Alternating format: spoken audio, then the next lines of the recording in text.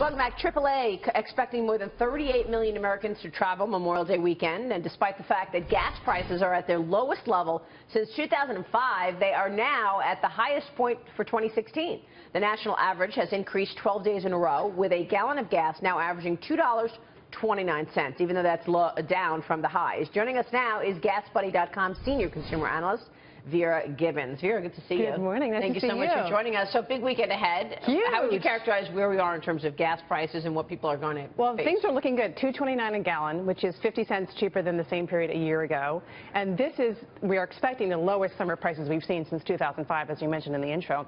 The average, the 10-year average, is substantially higher at $3.15, so we're about 90 cents cheaper than the 10-year average. Has been ticking up. We're talking 7 cents last week, 16 cents for the month, but even so, the lowest summer prices since 2005. So a lot of people are going to be hitting the road. Vera, what are people doing with the extra money they've got in their pockets? This has been the big mystery for a couple of years. I know. Well, where is it going? Some people are blowing it, spending it. Other people are budgeting, setting up that emergency fund. A lot of people are saving it. A lot of people are saving it, but I think it's definitely inspired a lot of people to actually go ahead and take that road trip. There's some pent-up demand. People haven't taken a vacation in a while. Now they're thinking, gas prices are low, the economy is improving, why don't we throw the kids in the car and go, particularly since all the mess with the airlines. The lines are 2-3 hours, all the nickel and diming with the fees, so people are thinking, let's hit the national parks, let's have some fun. Especially if you have children, because it's so much it's easier to throw them in the car, even if you get stuck in traffic for part of the drive, than standing at the airport in a security line waiting 2 hours. Oh, I know. It's so frustrating for a family. So a lot of families will be,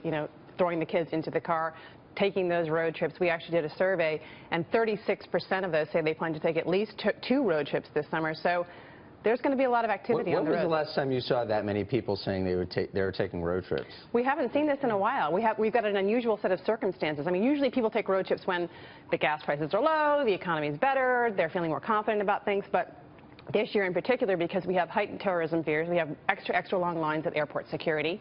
We have concerns about the Zika virus. People don't want to go to Mexico or the Caribbean. It's much easier to just get in the car. That makes a lot of sense. And I could see it's been such a wild year in terms of the news, right? And people are probably saying, okay, this is one of the first vacations or breaks that they can take, and then enter the fact that oil prices are where they are. Right. And well, some people have been changing their plans actually too. They were originally thinking, oh, why don't we go to Europe? Now they're like, oh, I don't want to go to Europe. I was talking to a travel expert yesterday, and he was saying European vacations are down 13%. Wow. People don't want to go to Brussels, or they don't want to go to France. They want to go close to home. Because of terrorism, they're afraid. They're afraid of terrorism. Yeah. And what you said that there are more people are renting RVs to go to the national Isn't that fun? park? I was talking to the guy from the RV. Say fun? Oh, I don't know. It's fun. It's actually a relatively cheap way to travel. I mean, it's a couple $100s a day, so you're looking at maybe a week, $1,200, $1,500 for the family. Good. I just probably fun to all sleep. But they do guzzle gasoline. They do. They do. That's as a fellow motorist, I'm just worried about the people driving the RVs who don't know how to drive the RVs. That's a very good point. They're huge. That's a very good point. You know what? You don't get to straddle the middle line. That's not. Yeah. But this is going to have a great ripple effect as well, right?